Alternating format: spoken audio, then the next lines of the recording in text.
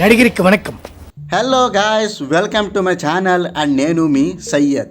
సూటిగా సుత్తి లేకుండా మనం డైరెక్ట్గా రివ్యూలోకి వెళ్ళిపోదాం పదండి. స్టోరీ: హీరో రిషబ్ శెట్టి ఒక కంబల అథ్లెట్, అదే బఫెల్లో రేసర్. అతని తండ్రి భూత కోలా అనే జానపద కళను ప్రదర్శించే వ్యక్తి. మన హీరో గ్రామంలో ఉండే ఒక పెద్ద భూస్వామి వద్ద పని చేస్తుంటాడు. ఈ గ్రామంలో ఉన్న ప్రజలకు అడవే జీవనాధారం. అంటే అడవిలో జంతువులని వేటాడడం దగ్గర నుంచి పండ్లు, కూరగాయలు వంటి నిత్యావసరాలన్నీ కూడా అడవి నుంచే తెచ్చుకుంటారు. అయితే కొత్తగా వచ్చిన ఫారెస్ట్ ఆఫీసర్ మాత్రం గ్రామ ప్రజలను అడవిలోకి రానివ్వడు. దాంతో గ్రామస్తుల పరిస్థితి అయోమయంగా తయారవుతుంది. అడవినే నమ్ముకొని బ్రతికే వాళ్లకు ఆ జీవనాధారం లేక తంటాలు పడుతుంటారు. ఈ క్రమంలోనే ఆ ఫారెస్ట్ ఆఫీసర్ బారి నుంచి మన హీరో తన గ్రామాన్ని ఎలా కాపాడుకున్నాడు, ఈ ప్రయాణంలో అతనికి ఎదురైన సవాళ్ళేంటి అనేదే ఈ సినిమా కథ.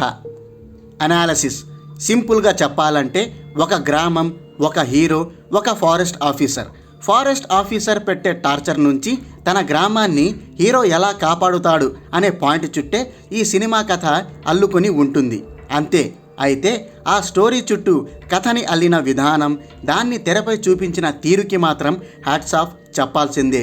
మొదటి నుంచి చివరి దాకా ఎక్కడా పట్టు సడలకుండా ఆద్యంతం ఆసక్తికరంగా, ఉత్కంఠభరితంగా సినిమాని నడిపించాడు డైరెక్టర్ రిషబ్ శెట్టి.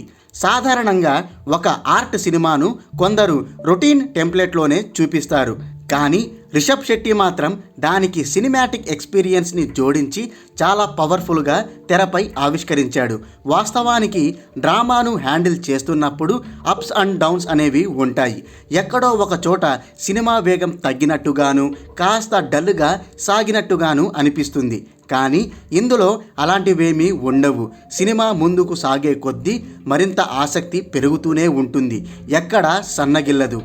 అతడు సినిమాలో తనికెళ్ల భరణి డైలాగ్ చెప్పినట్టు ఏదో గోడ కడుతున్నట్టు, గులాబీ మొక్కకు అంటు కడుతున్నట్టు చాలా శ్రద్ధగా ఈ సినిమాని తీశాడు డైరెక్టర్. మేకింగ్ కానీ టేకింగ్ కానీ ఎక్కడా ఎనర్జీ లెవెల్స్ తగ్గలేదు. మొదట్లో సినిమా కొంచెం నెమ్మదిగా సాగుతున్నట్టు అనిపిస్తుంది. పాత్రల పరిచయాలు, కథలోకి వెళ్ళడానికి డైరెక్టర్ కొంత సమయం తీసుకున్నాడు. కానీ అసలైన స్టోరీ మొదలయ్యాక బుల్లెట్ ట్రైన్ ఒక్కసారిగా రయ్యున పరుగు తీసినట్టు సినిమా కథనం వేగం పుంజుకుంటుంది.